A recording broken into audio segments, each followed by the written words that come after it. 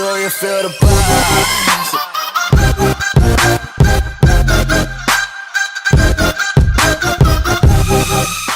Olá, galera! Estamos aqui mais uma vez com o nosso GIcast. Sejam muito bem-vindos.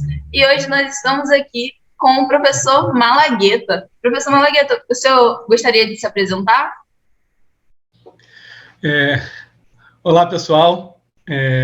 Meu nome, como ela já falou, é Diego Malagueta. Eu sou professor da engenharia da UFRJ de Macaé. Sou engenheiro mecânico de formação e, a partir do meu mestrado e doutorado, comecei a me especializar em energias renováveis, energia solar e políticas públicas, voltadas para a área de energia, obviamente. Eu tenho um projeto de divulgação científica, um canal no YouTube, podcast também, acho que foi assim que vocês chegaram até mim. Então, quem quiser também conhecer mais do meu trabalho, só procurar nas mídias aí, Professor Malagueta, nas mídias gerais, aí, Instagram, YouTube, etc. Professor, é uma honra ter você aqui conosco e a gente queria tirar algumas dúvidas do senhor sobre as hidrelétricas, um tema que está muito em alta atualmente, devido às séries de falta de luz, principalmente na região onde a gente vive, a região dos lagos, E, em parte, isso vem muito de como as hidrelétricas funcionam, Então, queria perguntar para o senhor como que elas funcionam, como que é necessário para se manter uma hidrelétrica e qual relação que elas têm com esses apagões. Bom, vamos lá. Gostei, você é dos meus, muitas perguntas numa só. A gente vai talvez destrinchar isso aí ao longo do podcast. Primeiro vamos entender, da onde vem a energia, da hidrelétrica. Como é que a gente pode aproveitar? A gente pode dividir basicamente de duas formas, A gente pode aproveitar a energia do rio, pensa num rio plano, seja do seu movimento, do andar do rio, do escoar do rio, que a gente vai chamar de uma hidrelétrica a fio d'água, que está pegando o fluxo, o movimento horizontal dele, ou a gente pode se aproveitar da energia potencial gravitacional. O que eu estou falando? Da altura, grandes quedas d'água. Então, pense num rio com uma grande cachoeira. Se você está ali embaixo, é gostoso às vezes, é uma coisa que massageia, agora vai aumentando a altura daquilo ali, fica às vezes inviável até para um ser humano, dependendo do tamanho da cascata, dele entrar. Você entra debaixo de uma cachoeirinha, você não entra debaixo de uma cascata. Então aquilo tem um peso da água caindo ali. Então a gente pode aproveitar regiões em que tem uma diferença de altura muito grande, rios que têm essa grande magnitude, e faz uma grande queda, aproveita essa queda d'água existente numa turbina. Então, vão ter detalhes no projeto ali, tanto da barragem, do reservatório e da turbina, mas, basicamente, uma vai cair e vai rodar uma máquina. O outro vai passar por uma máquina e vai rodá-lo. Esse passar por uma máquina, a gente pode fazer uma comparação com a energia eólica, que é mais visual, porque não está escondido dentro de uma barragem, Você vê a foto, um vídeo de uma hélice no meio do ar, o vento passa por ele e faz ela rodar. Seria isso o primeiro exemplo. E o outro é a queda. Lá dentro tem uma caixa, um duto, uma passagem para ele que ele vai operar uma máquina rodando. Essa máquina que roda vai ser acoplada a um gerador elétrico e a gente produz a eletricidade. E é assim, em geral, que a gente produz a eletricidade, independente de ser, na maior parte dessas tecnologias, independente dela ser de origem hídrica, Uma termoelétrica vai movimentar uma máquina, que vai movimentar esse gerador, o aerogerador eólico, idem. Você tem sempre algum movimento, em algum momento, gerando eletricidade num gerador elétrico. E, professor, existe algum prós ou contras dessas hidroelétricas? Porque nós estamos agora na crise hídrica, e existem alguns prós e contras? Bom, como toda atividade humana, ou como toda construção, como toda engenharia, seja do mundo concreto ou do mundo virtual, todas as mídias digitais, tudo tem seus prós e contras, sem dúvida. Então, mas vamos lá, realmente a hidrelétrica ela é dotada de muitos prós, no sentido de que há um ciclo natural da água aí, do esquentar, do evaporar de corpos d'água, de rio, de lagoas, de mares, ser carregado pelas nuvens e chover em algum terreno, e escoando em nascentes, e brotar algum rio, e ele vai passar ali de novo, e você vai poder gerar aquela energia, em tese, incessantemente, porque ele é um ciclo, como diz o nome, renovável. Agora, até que ponto? Né? Ele pode ser renovável até que alguma outra mudança drástica, né, seja externa ou causada pelo ser humano, antropológico ou não, né, antropológica feita pelo ser humano ou não, alguma drástica mudança mudar isso. Em geral, essas mudanças são em escalas geológicas, né? Então, tipo, quando a gente vê qualquer programa, alguma coisa de paleontologia, né, da época dos dinossauros, as terras eram outras, né, a paisagem mudava, um deserto virou floresta, uma floresta virou deserto, montanhas surgiram, planícies, a terra vai mudando num período geológico drasticamente. No período humano, não. Mas parece que a gente começou a sacudir um pouco isso, com as grandes emissões, as mudanças climáticas, né, a gente pode estar alterando um pouco esse regime. Não é que o rio vai desaparecer, de repente, mas talvez o seu ciclo, o volume natural dele mude um pouquinho. E a gente tenha que mudar um pouco a relação com o rio. Mas então vamos voltar, que eu já desvirtuei para variar, falando aí de mudança e tal, mas falando de prós e contras. Né? Então, o grande pró é a disponibilidade dele e o ciclo natural dele. Quais são os contras? A gente não tem domínio sobre esse ciclo. Então, mesmo ele sendo contínuo, mesmo a gente ficando seguro que vai chover de novo, às vezes não chove exatamente quando a gente quer ou quanto a gente quer. Então, tem uma sazonalidade, tem uma variação normal. Tem anos que vão chover mais, tem anos que vai chover menos. Então, a gente não pode... E o rio não é usado só para gerar eletricidade. O rio ele é usado para pesca, ele é usado para navegação, ele é usado para recreação, ele é usado para irrigação, ele é usado para abastecimento residencial, industrial. Então, a gente tem que saber gerenciar os diversos usos. E outro grande contra que a gente tem que trazer é que ele causa um impacto na sua construção. Se tem um rio ali, só com natureza em volta, em algum momento a gente vai interceder como sociedade, vamos construir uma engenharia civil no entorno, lembrando que eu sou engenheiro mecânico de formação, mas você vai fazer uma construção, vai botar uma barreira, vai acumular água, vai inundar uma parte, você vai matar parte da vegetação ali ribeirinha, ou porque você vai inundá-la, ou porque você vai remover antes de inundar, né? Você vai mudar um pouco esse regime do rio, você vai controlar, isso afeta a vida dos peixes, isso pode afetar a vida econômica de cidades antes da usina ou depois da usina, né? Antes a montante, depois a jusante, né? Então, assim, ela tem um impacto que ele é permanente. Tipo, eu construí ali, eu mudei. O rio depois da usina não é igual ao rio antes da usina, no tempo. Esse impacto ele é permanente. Ele não se justifica se construir? Não, a gente tem que discutir, debater muito bem onde vai fazer e tentar prever com a maior precisão possível, mas é sempre impossível, né, todos os impactos que ele vai ter e minimizar isso e compensar. Mas aí começa a sair de uma ciência exata. Eu fazer a conta do tamanho da barragem, da energia que ele vai gerar, é uma coisa. Saber impactos no ambiente, quanto mais eu conheço daquele ambiente natural, por isso as ciências biológicas, né, as ciências humanas são importantes para conhecer a ocupação do espaço pelo ser humano, as vidas no entorno, fauna e flora. Quanto mais eu sei, melhor eu entendo os meus impactos. Mas eu nunca vou dominar isso tudo, eu nunca vou saber 100%. Então tem sempre um risco e um impacto que vai ser permanente.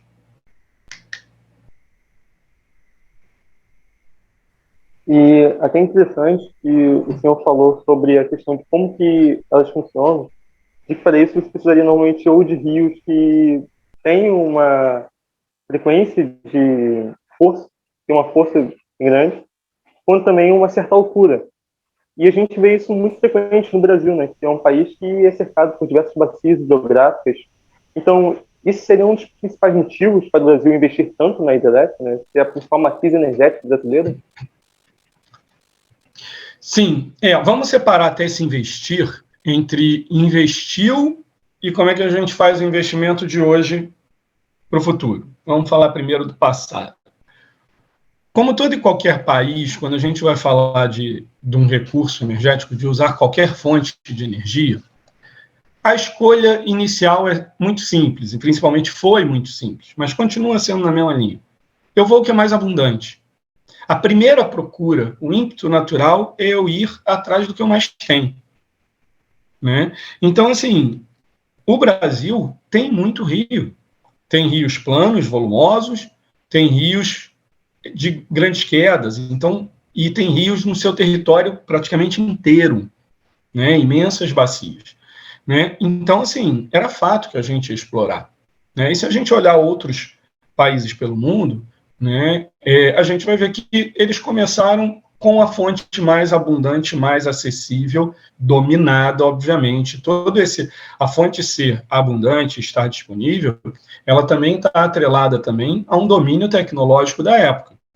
Então, o Brasil, que tem um potencial, tem vento sempre teve, mas a gente tinha aerogerador eólico no início, a gente começou na década de 80 com as grandes hidrelétricas, quando surge, por exemplo, Itaipu. E por que a gente não tinha um monte de aerogerador? Porque aquela tecnologia não existia. Existiam moinhos de vento, baixa altura, para outros fins, mas a geração elétrica, através de grandes aerogeradores, ela já era estudada desde o surgimento do gerador elétrico.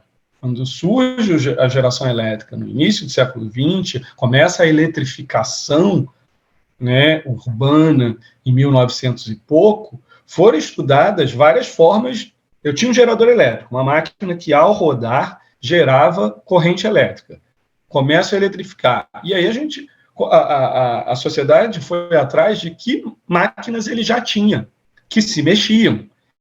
Já existiam as rodas d'água em rio, já existiam os moinhos, né, como o nome diz, para moer, né, moinhos de vento, que eram muito usados para moer grãos na agricultura. Já havia a máquina térmica, você já tinha o consumo de carvão na indústria têxtil, majoritariamente, que fazia rodar a máquina. Você já tinha ferrovia, né, que se locomovia com carvão. Então, eu fui tentando pegar todas aquelas máquinas para mexer aquele gerador elétrico e gerar energia. Algumas já se mostraram maduras para aquilo e outras não. Então, a termoelétrica já se mostrou desde o início. A geração eólica foi levar quase um século para se mostrar madura para tal. E a hidrelétrica veio aí no meio do caminho. Então, se a gente olhar, por exemplo, a Austrália, que tem muito carvão no seu território, ela produziu majoritariamente, né, por termoelétricas a carvão. Noruega, muito rio, como nós. Né? Então, assim, eles vão... Japão não tinha nada, então tinha que importar carvão, depois foi importar combustível nuclear para as termonucleares, a França idem, né? A Rússia muito gás, ela vai usar o gás. Nós não tínhamos gás, né? Nós não conhecíamos o nosso petróleo, nós não conhecíamos o nosso gás, os ventos ainda não eram aproveitáveis para tal, nós não tínhamos carvão, nós temos pouco carvão e carvão de baixa qualidade, então era natural que a primeira opção para a geração elétrica era usar os rios, abundantes, em todo o território, e eu vou construir várias hidrelétricas. Então, essa escolha era natural, intuitiva, ela era melhor economicamente, e ela era melhor ambientalmente também. Né? Até por alguns desconhecimentos dos impactos ambientais. Falamos do passado. Agora, continuo a gente ainda investe, o quanto a gente vai investir. Aí já começa a ficar mais nebuloso esse cenário. Por quê? Nós continuamos tendo muito rio, mas a gente já usou muito. E a gente usa, como eu já citei aqui, para vários fins. A nossa população continua aumentando, a nossa produção agrícola para dentro do país e para exportação aumenta, então a gente usa água para tudo. A água tem tudo. A água está nos bens que a gente tem em casa, porque eles foram fabricados numa indústria que consumiu água. Né? Então, assim, ela está em tudo. E dentro, As bacias mais próximas das maiores concentrações populacionais nossas, seriam principalmente sul-sudeste, já foram muito usadas. A gente já tem muita hidrelétrica ali, que não dá para colocar mais tanto. A gente tem hidrelétrica nas bacias pelo Nordeste, a gente tem no Centro-Oeste. E aí, onde que a gente não tem muito? Nordeste, Norte. A gente tem agora Belo Monte. Mas é onde também a gente praticamente não tem população. Nossa população lá é muito menor do que em todo o resto do país. Então, eu teria que construir as hidrelétricas longe para trazer a energia. É um problema. Com solução técnica? Mas ela tem custo. E os impactos? A Amazônia é uma grande riqueza de um ecossistema, lógico, complexo, sensível, que já sofre vários danos com queimadas, com desmatamentos irregulares, justifica a gente fazer grandes hidrelétricas nos rios no norte do país? Eu pergunto a vocês, ouvintes. Né? E essa resposta não é óbvia.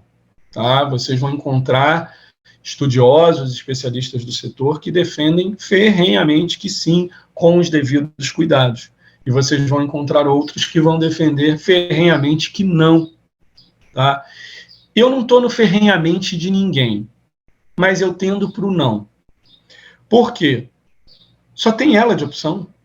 A gente está expandindo tão bem ainda com a eólica agora, com potencial imenso ainda a ser explorado, majoritariamente no Nordeste, mas também temos potencial no Sul, né? No Sudeste, onde, no entanto, ainda nem começamos a explorar a eólica offshore, para quem não conhece esse nome, a eólica no mar, a maior parte das nossas eólicas, né? Nossas eólicas ainda estão na costa, né? Também podemos botar a eólica no mar. Estamos começando a explorar a fotovoltaica.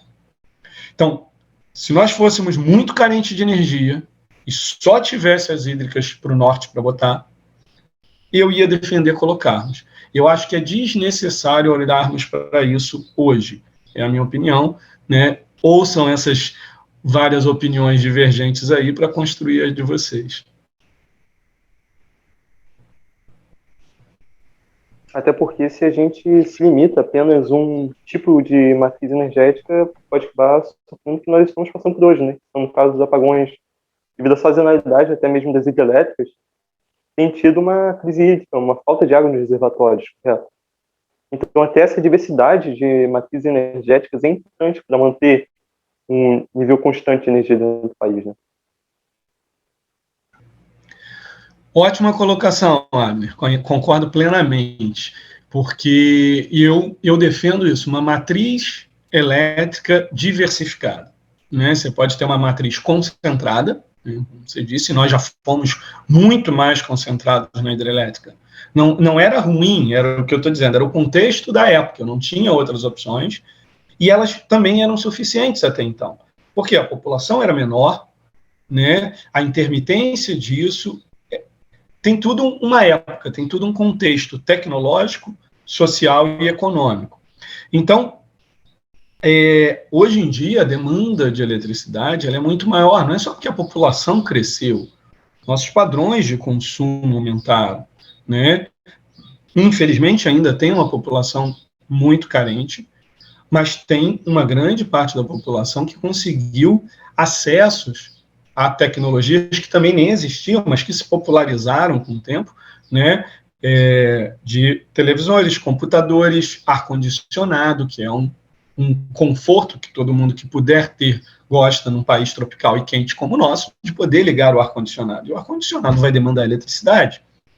Né? Então, assim, e o ar-condicionado não é só da casa, os centros comerciais, os grandes shopping centers, as empresas, né, nas salas comerciais, né, não no meio de uma planta industrial, mas você vai ter refrigeração. Todo mundo gosta de um banho, mesmo morando num país quente, né? Eu, por exemplo, não gosto de tomar banho frio, e muitos não vão querer aquecer um pouquinho. Se você não tem acesso a gás, que não é uma linha, não é todo mundo que tem gás para banho nas casas, isso é uma rede pequena, a maior parte do aquecimento de banho no Brasil ainda é um chuveiro elétrico. Quem não gosta de um banho, né, mais morno, relaxante ao fim do dia? Então, isso são padrões de qualidade de vida, de consumo, que a gente tem que pensar, tá bom, da onde vai vir essa eletricidade?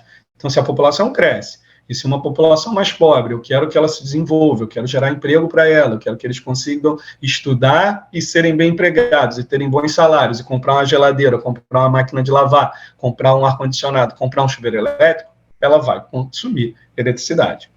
E aí, agora entrando no que você trouxe, sabe, quanto mais fontes diferentes compuserem a sua matriz, né, menos vulnerável você é. Essa é a palavra. Né? Quando você está concentrado na hídrica, você é vulnerável às flutuações dela.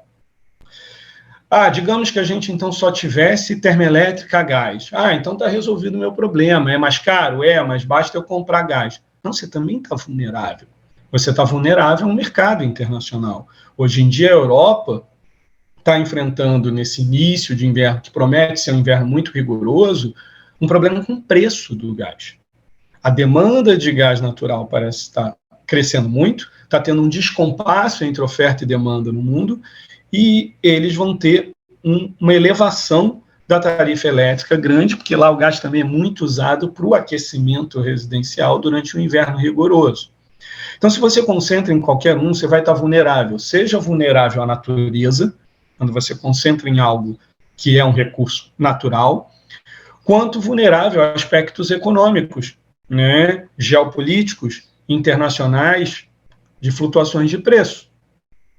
Hoje em dia, inclusive, com a explosão do preço da gasolina todo mundo, e do diesel, quem tem carro está sentindo isso. Às vezes ele já se priva de andar, ele já vai fazer certos trajetos ou de ônibus, ou a pé, ou de bicicleta, para economizar da sua gasolina. Então, assim, se todo carro, ele pode migrar para o álcool? Pode, mas não está tão barato também. Se ele tivesse barato, migrava todo mundo para o álcool. No que migra todo mundo para o álcool sobe também de preço. Então, vai haver uma vulnerabilidade. Se você tem hidrelétricas, eólicas, térmicas a gás, solar, nuclear, a nossa nuclear é pequena, eu até defendo que o Brasil deveria ter mais nuclear na sua matriz. Quando tem a flutuação de alguma delas, você tenta ter um controle com a outra. Há um pouco mais, às vezes, de um sobredimensionamento. Quando você tem uma redundância, ou seja, quando você tem muita opção, você encarece um pouquinho a sua energia, mas você aumenta a segurança energética. Então, é bom, é salutar a gente expandir em outras fontes para ficarmos menos vulneráveis às oscilações da chuva naturais, mas tendo a consciência também de que tem uma oscilação que é natural e tem uma influência nossa sobre essa oscilação. Isso é muito importante nós termos consciência dos nossos outros consumos da água, de não desperdiçarmos água, para que ele sobre também para geração elétrica, e de causarmos menos danos ao ambiente, de modo a que as chuvas continuem boas chuvas, para eu alterar menos essas flutuações. Professor, essa influência nossa, né, em relação à água, ao planeta, isso tem a ver com o fato da conta de energia estar vindo mais cara, essa nova criação de bandeira, né, a bandeira de emergência, se não me engano, tem alguma relação? Olha, tudo isso tem relação, mas separar e saber o quanto de cada é delicado, porque tem decisões do passado que influenciam até hoje nisso, né? Decisões políticas que influenciam em algumas escolhas, né? Boas ou ruins naquela época, hoje elas podem parecer boas ou ruins diferentemente, né? Isso pode mudar o que você achava que era bom em algum momento, né? Não é que foram decisões mal intencionadas, mas assim, ela tem uma influência de decisões de longa data. Todo o setor de energia ele é delicado porque são indústrias, são plantas, são usinas que vão operar por 30, 20, 30, 40, 50, 100 anos. Hidrelétrica, você pode pensar em século a vida útil dela. Entendeu? Então, nuclear, você está falando de 30 antigamente, agora já expandem para 40 anos tranquilamente. Idem. Então, você está sempre falando, né, num espectro aí de décadas. Então, quaisquer decisões vão se acumulando ao longo das décadas e resultando em alguma coisa. Agora, o que tem? Além da sazonalidade e da escolha de depender da hidrelétrica e de quais outras fontes eu ia complementar para segurar as flutuações da hidrelétrica, né, que são as térmicas, que são mais caras, mas era a opção para esse controle, isso já era previsto. Tá? Ok. Agora, o quanto dessa sazonalidade das chuvas, né, o quanto da carência de água hoje nas bacias como um todo, nos nossos reservatórios e disponíveis para a geração elétrica, vem da sazonalidade e o quanto vem, né, quando a gente desmata ali, a gente faz evaporar menos naquela região. A gente seca o solo. A chuva que viria, né, as nuvens que viriam pelo ar do norte para a região sul, sudeste, e choveria aqui, por exemplo, vem menos nuvem.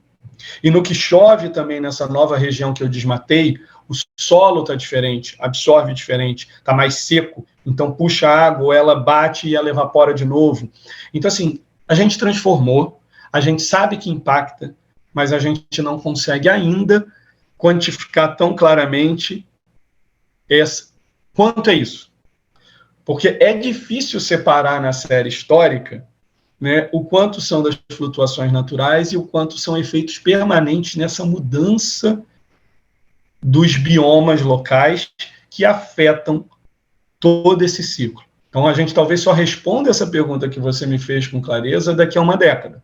Mas aí ela pode ser tarde para tomada de decisão. Então, o que a gente sabe? Que isso influencia também. O que a gente sabe? Que, independente dessa chuva, é nocivo por uma série de outras razões, é o queimar e desmatar. Então, a gente tem que combater muito seriamente isso, porque causa inúmeros impactos, inclusive esses na chuva. Mas eu acho que é ruim a gente só usar, que claro, é bom que quando pesa no bolso, a gente parar para refletir. Mas eu quero ir além, eu quero tocar a consciência de, mesmo quando não bate no nosso bolso, ou mesmo daquele que tem muito dinheiro, eu pago essa conta de luz mais cara.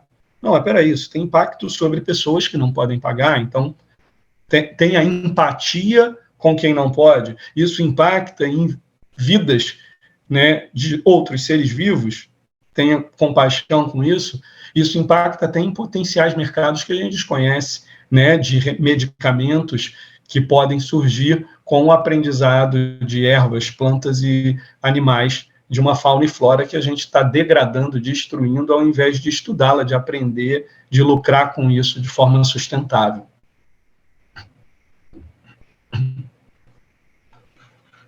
Professor, o senhor tinha citado a geração de energia eólica offshore.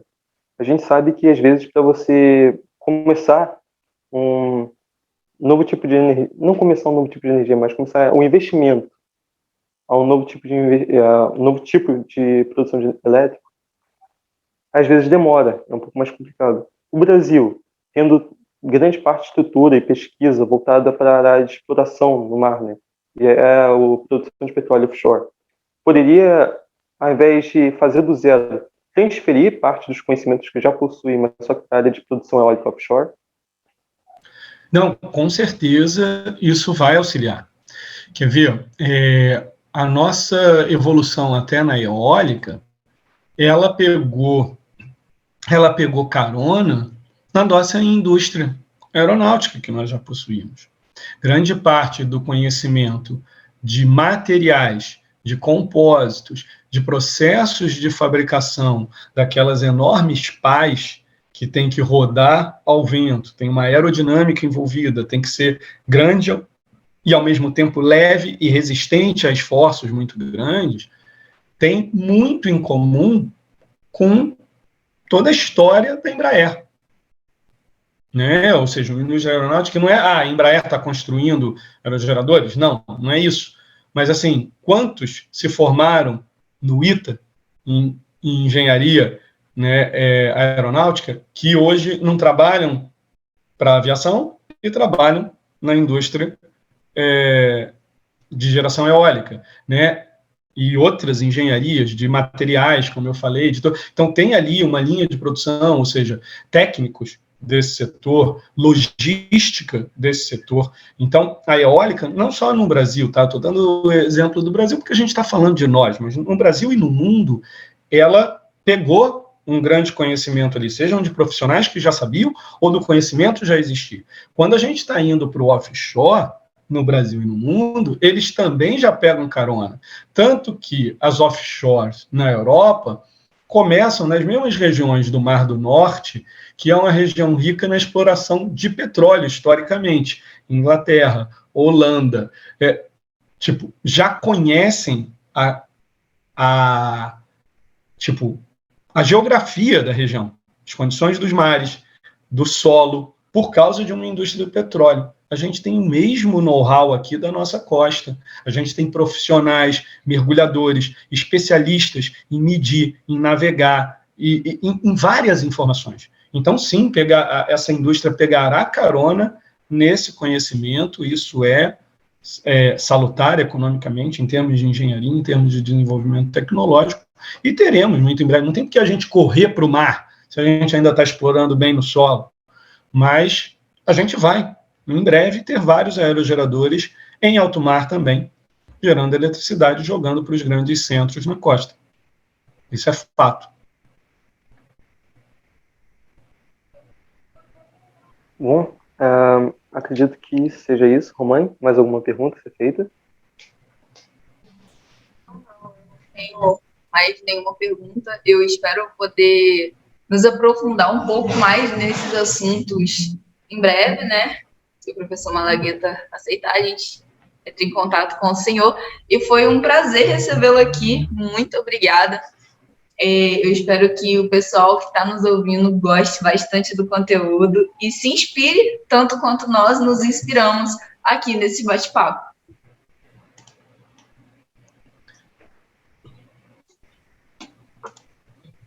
Muito obrigado mais uma vez pelo convite. Eu quero parabenizar o trabalho de vocês, a iniciativa, todo o projeto envolvendo alunos de diferentes escolas, envolvendo aplicativos, produtos digitais, né?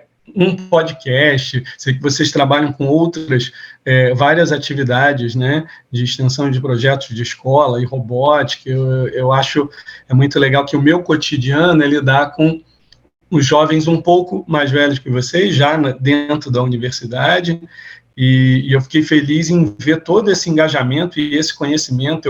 Eu penei horrores. Se eu conhecesse vocês antes, quando eu estava desenvolvendo o meu podcast, vocês poderiam ter me dado dicas, porque eu tenho certeza que vocês conhecem muito mais de mídias digitais e desses recursos do que eu conhecia quando eu tive essa ideia e me deparei com o desafio de aprender a construir esses conteúdos. Então, assim, vai ser um prazer receber essa geração de alunos com essa bagagem já na universidade. Espero aqui inspirar e incitar a curiosidade de alguns que talvez venham a escolher cursar coisas tecnológicas próximas à área de energia, né, por causa do que vocês estão divulgando, construindo do saber, e que me permitiram participar e trazer um pouquinho dos meus pontos de vista aí para as pessoas.